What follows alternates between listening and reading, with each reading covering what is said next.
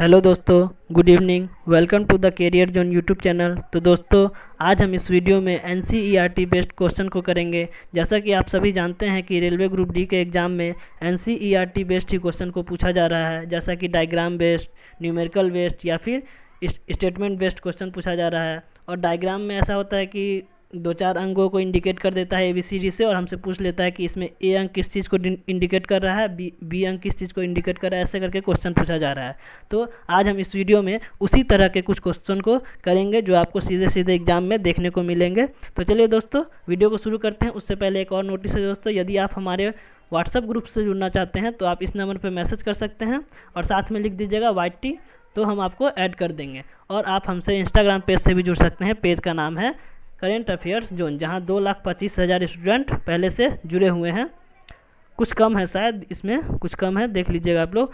और आप हमसे टेलीग्राम लिंक की सहायता से, ये लिंक है आपको, ये लिंक डिस्क्रिप्शन में भी मिल जाएगी। इस लिंक की सहायता से आप हमसे टेलीग्राम पर भी जुड़ सकते हैं। तो चलिए दोस्तों, शुरू करते हैं। उससे पहले आप यदि इस चैनल पर नए हैं तो इस चैनल को सब्सक्राइब कर लीजिएगा और साथ में बेल आइकन को भी दबा लीजिएगा, जिससे इस चैनल से जुड़ी सारी अपडेट्स आपको मिलती रहेगी। वीडियो को लाइक कर दीजिएगा दोस्तों, और साथ में अपने दोस्तों के साथ शेयर भी कर दीजिएगा। यदि आपको पसंद आती हो तो ही वीडियो को लाइक कीजिएगा, वरना मत कीजिएगा। कोई भी प्रेशर नहीं है, वीडियो पसंद आए तो ही कीजिएगा। चलिए दोस्तों, शुरू करते हैं। आज का वीडियो क्या है, देखते हैं। पहला प्रश्न, HCl का pH मान कितना होता है? तो HCl का pH मान पूछा गया है। तो देखिए, जैसे ये स्केल होता है और क्या होता है, बीच में न्यूट्रल होता है यानी 7, और 7 से अगर हम लेफ़्ट साइड में जाए तो इधर अम्ल होता है, यानी 7 से कम में अम्ल होता है। और 7 के इधर जाए, राइट साइड में जाए, तो क्या होता है, क्षार होता है। तो देखिए, HCl जो होता है, HCl क्या होता है, HCl अम्ल होता है, स्ट्रॉन्ग अम्ल। और स्ट्रॉन्ग अम्ल है मतलब क्या, 7 से इस साइड लेफ्ट साइड में और 7 से इस साइड, मतलब 7 से कम। तो HCl का जो pH मान होगा वो 7 से कम होगा। चलिए नेक्स्ट प्रश्न देखते हैं। निम्नलिखित में से किस यौगिक में OH क्रियात्मक समूह होता है? अब देखिए, ये आपको प्रश्न कल भी करवाए थे। चलिए एक बार और बता देते हैं कि देखिए OH जिसमें होता है ये अल्कोहल ग्रुप है, और इसके अंत में ऑल लगा होता है, ठीक है। ये O जिसमें होता है ये कीटोन ग्रुप है, इसका क्रियात्मक समूह ये होता है, कीटोन ग्रुप है। कीटोन के अंत में अल लगा होता है। ये एल्डिहाइड ग्रुप है, ये एल्डिहाइड का क्रियात्मक समूह है, और इसके अंत में ऑन लगा होता है। और ये कार्बोक्सिलिक एसिड का समूह है, ठीक है। और इसके अंत में ओइक एसिड लगा होता है, ये आपको कल भी बताए थे। तो देखिए, हमसे पूछा गया है OH यानी अल्कोहल ग्रुप का है। अल्कोहल के अंत में क्या लगा होता है, ऑल, तो ब्यूटेनॉल, ठीक है। अब सभी के बारे में बता देते हैं कि देखिए, ये ब्यूटेनोइक एसिड है, इसके लिए ये है, ठीक है। ये ब्यूटेनॉल है तो इसके लिए ये है। ब्यूटेनॉन है, इसके लिए ये है। और ये अल्कोहल है तो इसके लिए ये है, ठीक है। सभी का देख लिए, सभी का क्रियात्मक समूह भी देख लिए हैं, और उसके अंत में क्या होता है ये भी देख लिए। ये आपको कल भी वैसे बताए थे, आज भी फिर से मैंने बता दिया है, ठीक है। चलिए देखते हैं नेक्स्ट प्रश्न। अष्टक का नियम किस तत्व तक लागू होता है? अब जो अष्टक का नियम है वो किस तत्व तक लागू होता है? तो कैल्शियम तक लागू होता है। अगर हमसे पूछे कि अष्टक के नियम में अष्टक पीरियोडिक टेबल में अंतिम तत्व क्या था, तो हम क्या बोलेंगे, थोरियम, ठीक है। तब अंतिम अगर पूछे तो थोरियम, ठीक है। लेकिन हमसे पूछा है किस तत्व तक लागू होता है, तो कैल्शियम तक। और पूछे कि इसमें कितना तत्व ज्ञात था, तो 56 तत्व, ठीक है। चलिए नेक्स्ट प्रश्न देखते हैं। आधुनिक आवर्त सारणी में 2-8 इलेक्ट्रॉनिक विन्यास वाले तत्व को आप कहाँ पाएंगे? तो जिसका इलेक्ट्रॉनिक विन्यास 2-8 है, तो इसका मतलब इसका परमाणु संख्या कितना है, 10 है। और 10 परमाणु संख्या किसका होता है, नियॉन का। नियॉन क्या है, नियॉन एक अक्रिय गैस है। और अक्रिय गैस आपको कहाँ मिलेगा, अक्रिय गैस मिलेगा पीरियोडिक टेबल के अंतिम ग्रुप में। अंतिम ग्रुप यानी अंतिम ग्रुप को क्या बोलते हैं, 18वां ग्रुप, तो आपको 18वां ग्रुप में ही आपको देखने को मिलेगा नियॉन। ठीक है, चलिए नेक्स्ट प्रश्न देखते हैं। निम्नलिखित में से कौन से तत्व में अधिकतम संयोजी इलेक्ट्रॉन होते हैं? अब संयोजी इलेक्ट्रॉन का मतलब क्या होता है? संयोजी इलेक्ट्रॉन का मतलब होता है वैलेंस इलेक्ट्रॉन, जो बाह्य कक्षा में जितना इलेक्ट्रॉन होगा उसी को बोलते हैं संयोजी इलेक्ट्रॉन। तो इसके लिए हमें पहले सबका एटॉमिक नंबर पता होना चाहिए। तो एल्युमिनियम का होता है 13, सिलिकॉन का होता है 14, फास्फोरस का 15 और सोडियम का 11। तो इसके लिए क्या लिखेंगे? 2 8 3, इसके लिए 2 8 4, 2 8 5 और इसके लिए लिखेंगे 2 8 1। तो जिसके बाहरी सेल में सबसे अधिक इलेक्ट्रॉन होगा उसी का संयोजी इलेक्ट्रॉन सबसे ज़्यादा होगा। हमसे यही पूछा गया अधिकतम। तो देखिए इसमें 3 है, इसमें 4, इसमें 5, इसमें 1। तो सबसे ज़्यादा किसका है? 5 का है, यानी फास्फोरस का है। तो फास्फोरस आंसर हो जाएगा। चलिए नेक्स्ट प्रश्न देखते हैं। एक सेकेंड, ये तो हो ही गया है, ये होगा। ठीक है, भोजन का पाचन अंतिम रूप से कहाँ होता है? अब भोजन का जो पाचन होता है अंतिम रूप से कहाँ होता है? छोटी आंत में। और देखिए बहुत सारे स्टूडेंट बड़ी आंत में भी लगा देते हैं। तो बड़ी आंत में याद रखिएगा कि अंतिम रूप से जल का अवशोषण होता है, जल का अवशोषण होता है। ठीक है, अगर जल का अवशोषण पूछे तब बड़ी आंत, लेकिन हमसे पूछ रहा पाचन अंतिम रूप से कहाँ हो जाता है? तो पाचन छोटी आंत में ही हो जाती है। ग्रास नली में तो कोई पाचन होता ही नहीं है। मुख गुहा में स्टार्च का पाचन होता है। ठीक है, याद रखिएगा। चलिए और हमसे पूछे कि सबसे पहले पाचन का शुरुआत कहाँ से हो जाता है? तो मुख गुहा से ही पाचन का शुरुआत हो जाता है। चलिए नेक्स्ट प्रश्न देखते हैं। एक न्यूरॉन में विद्युत संकेत का रासायनिक संकेत में रूपांतरण कहाँ पे होता है? तो देखिए जब हमारे न्यूरॉन को संकेत मिलता है तो यहाँ से मिलता है, इसके द्वारा मिलता है। ये क्या है? ये डेंड्राइट इसको बोला जाता है, ये डेंड्राइट है। और ये क्या हो गया? न्यूक्लियस का केंद्रक, जिसको न्यूक्लियस बोलते हैं, सॉरी न्यूरॉन का केंद्रक जिसको न्यूक्लियस बोलते हैं। और ये जो पाथ देख रहे हैं, ये वाला पाथ, ये क्या हो गया? एक्सॉन। ठीक है, और ये एक्सॉन का इंड वाला पार्ट जो देख रहे हैं, ये सब जो देख रहे हैं ये एक्सॉन का इंड पार्ट है। ठीक है, तो यहीं पर आके रासायनिक संकेत में परिवर्तित हो जाता है कोई भी सिग्नल। ठीक है, तो हमसे यही पूछा गया है कि एक न्यूरॉन में विद्युत संकेत का रासायनिक संकेत में रूपांतर कहाँ होता है? तो सेल बॉडी में तो नहीं होता है, एक्सॉन में भी नहीं होता है, और डेंड्राइट का एंड पे भी नहीं होता है। कहाँ होता है? एक्सॉन के एंड पे। ठीक है, तो एक्सॉन का एंड हो जाएगा। चलिए नेक्स्ट प्रश्न देखते हैं। मेरुरज्जु की उत्पत्ति कहाँ होती है? तो मेरुरज्जु की उत्पत्ति जो होती है, देखिए पहले मेरुरज्जु किसे बोलते हैं? स्पाइनल कॉर्ड में। एक सेकंड दोस्तों,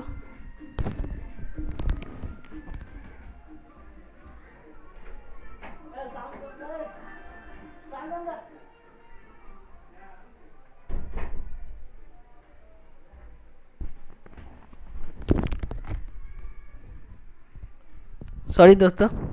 तो देखिए कहाँ थे? हाँ, मेरुरज्जु की उत्पत्ति होती है। मेरुरज्जु की उत्पत्ति कहाँ से होती है ये पूछा गया। तो मेरुरज्जु किसे बोलते हैं?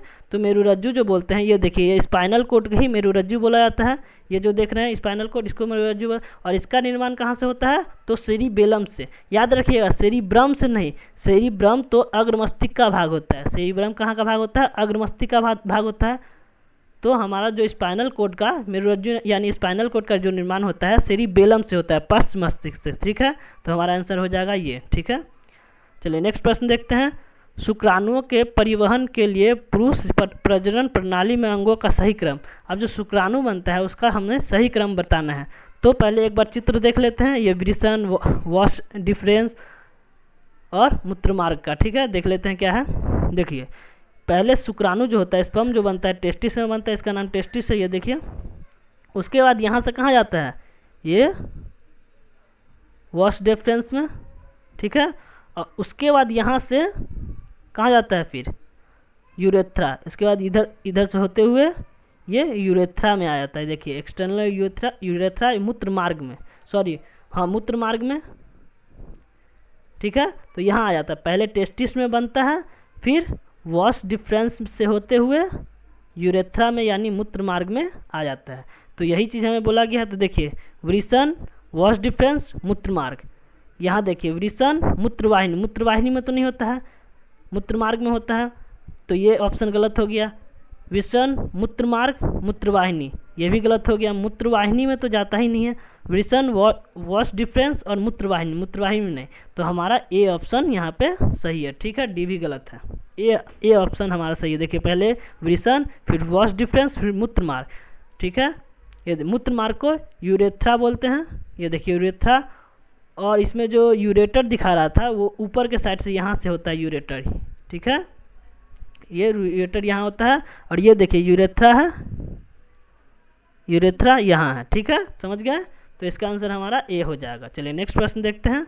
ऐसे ही डायग्राम बेस्ड क्वेश्चन पूछा जा रहा है, वो अभी एक और प्रश्न आएगा, अंतिम में बताएंगे। निम्नलिखित में से कौन गलत सुमेलित है? अब हमसे गलत सुमेलित है, तो देखिए टमाटर में टार्ट्रिक एसिड दिया हुआ है, दही में लैक्टिक एसिड, तो आपको जो पहले आता है उस साइड के लिए। दही के बारे में अक्सर सुने ही होंगे कि दही में लैक्टिक एसिड होता है, तो ये तो सही है। हमसे पूछा गया गलत कौन सा है, तो चींटी के डंक में, छोड़िए चींटी के डंक अभी छोड़ते हैं। खट्टे फल में तो जानते हैं साइट्रिक है, ये एरो का यहाँ होता, यहाँ पे होता। ठीक है, यहाँ नहीं होता, यहाँ पे होगा।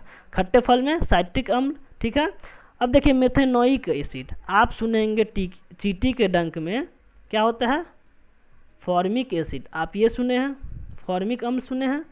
और हम एक चीज़ और बताते हैं कि फॉर्मिक अम्ल और मेथेनोइक अम्ल एक ही होता है। ठीक है, ये सेम ही होता है, आप इसे अलग मत समझिएगा, सेम होता है। और ये कभी कभी इसका फॉर्मूला ही पूछ लेता है, तो फॉर्मूला होता है CH2O2। ठीक है, देखिए टमाटर में टार्ट्रिक अम्ल दिया हुआ है, तो याद रखिएगा जो टार्ट्रिक अम्ल जो होता है वह होता है इमली में। किस में होता है? इमली में।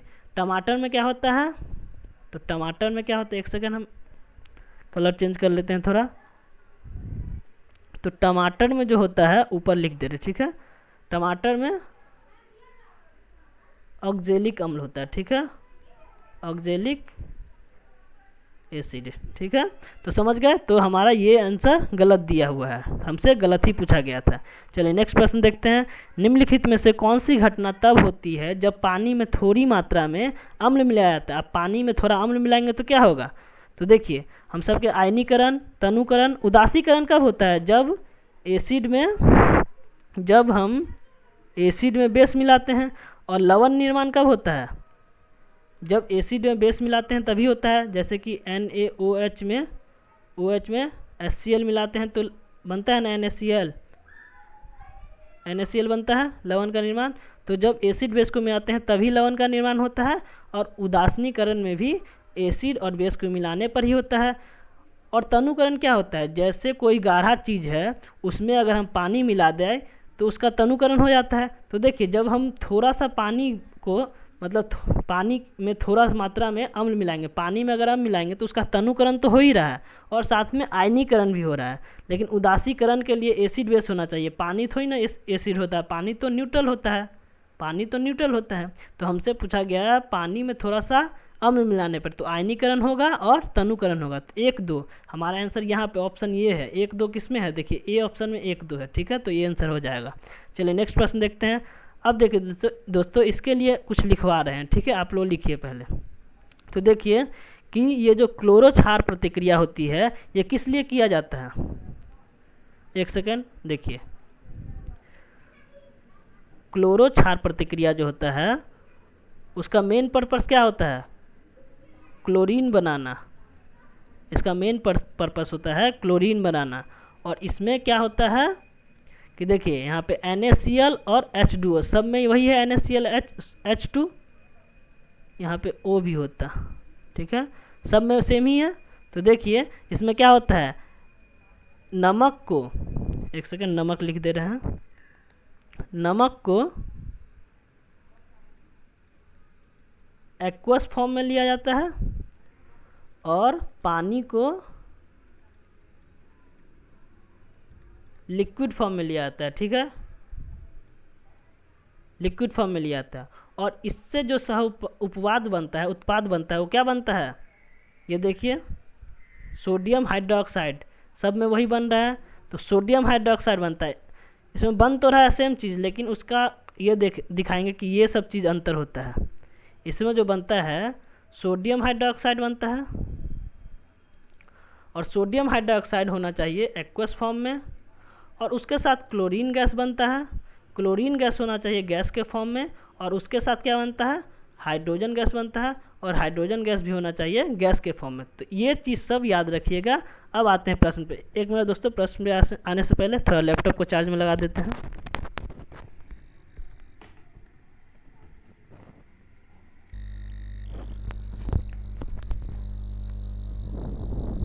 हाँ तो दोस्तों देखिए, ये हो गया, एक सेकेंड, हाँ देखिए हो गया। अब देखिए हम क्या बोले हैं, नमक जो होता है एक्वस फॉर्म में, पानी होता है लिक्विड फॉर्म में, और इससे जो उत्पाद बनता है, इसमें देखिए, इसमें ये जो क्लोरीन है यही मेन उत्पाद है, क्योंकि मेरा जो क्लोरो क्षार बनाने का जो प्रक्रिया होता है उसका मेन पर्पस होता है क्लोरीन बनाना। तो इसका मतलब ये जो क्लोरीन है ये मुख्य उत्पाद है और ये सब जो है सह उत्पाद है, ठीक है, उत्पाद है। ये मुख्य उत्पाद क्या हो गया, क्लोरीन गैस, ठीक है। तो देखिए नमक हो गया एक्वस फॉर्म में, पानी हो गया लिक्विड फॉर्म में, और इससे जो बनेगा हाइड्रोजन सोडियम हाइड्रोक्साइड वो बनेगा एक्वस फॉर्म में, और क्लोरीन गैस और हाइड्रोजन भी गैस। अब प्रश्न पे आते हैं, सबको पहले इरेज कर देते हैं। अब देखिए हम क्या बोले थे, नमक होगा एक्वस फॉर्म में, तो देखिए एक्वस फॉर्म में यहाँ भी है, यहाँ भी है, यहाँ भी है, अभी हमें पता नहीं चला। जो पानी होता है यहाँ पे तो वो होगा, ये पानी जो होता है वो लिक्विड फॉर्म में होगा, तो यहाँ देखिए एक्वस, तो ये ऑप्शन गलत, ये तो पहले ही गलत, क्योंकि नमक जो होता है एक्वस फॉर्म में होता है, ये गलत हो गया था। अब पानी देखिए यहाँ भी लिक्विड फॉर्म में है, यहाँ भी लिक्विड फॉर्म में, अभी भी पता नहीं चला। अब देखिए सोडियम हाइड्रोक्साइड जो होता है एक्वस फॉर्म में, यहाँ भी है, यहाँ भी है, तो अभी भी नहीं पता चला। क्लोरीन को बताए थे कि क्लोरीन जो होता है वो गैस फॉर्म में होता है, यहाँ देखिए क्लोरीन कहाँ होता है, कैसा होता है, गैस फॉर्म में, जी मतलब गैस फॉर्म में। तो देखिए यहाँ पे क्लोरीन को एक्वस फॉर्म में दिखाया गया, मतलब हमारा ये भी गलत हो गया। और बोले थे कि हाइड्रोजन भी गैस फॉर्म में होता है, तो हमारा ऑप्शन डी सही है, ठीक है। तो आप इसको थोड़ा याद रखिएगा कि इसमें नमक जो होता है वो एक्वस फॉर्म में होता है, पानी जो होता है वो लिक्विड फॉर्म में, और इससे जो सह उत्पाद या फिर उत्पाद जो बनता है, मुख्य उत्पाद जो बनता है वो उसमें sodium hydroxide aqueous form, chlorine gas के फॉर्म और हाइड्रोजन गैस के फॉर्म, ठीक है। यहाँ 2 कर लीजिए क्लोरीन के लिए। चलिए नेक्स्ट प्रश्न देखते हैं। वह पदार्थ जो क्लोरीन से अभिक्रिया करके विरंजक चूर्ण बनाता है, ठीक है।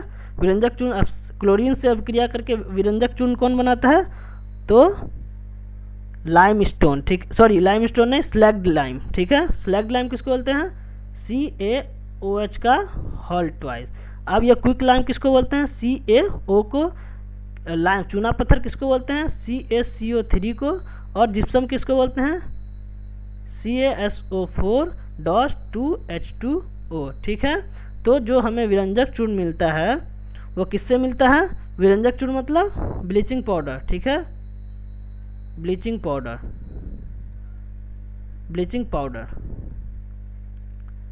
तो देखिए विरंजक चूर्ण किससे मिलता है, तो कास्टिक सोडा से, जैसे ये हो गया स्लैग्ड लाइम, बुझा हुआ चूना। इसमें जब हम क्लोरीन गैस को मिलाएंगे तो क्या बनेगा, CaOCl2, ये बन जाएगा, और साथ में जल बनता है, तो इसे हटा दीजिए। फिलहाल के लिए हमें सिर्फ बनाना था विरंजक पाउडर, सॉरी ब्लीचिंग पाउडर। तो ब्लीचिंग पाउडर के लिए हमें क्या, किसके साथ अभिक्रिया कराना पड़ेगा, क्लोरीन गैस का, तो स्लैग्ड लाइम का, ठीक है,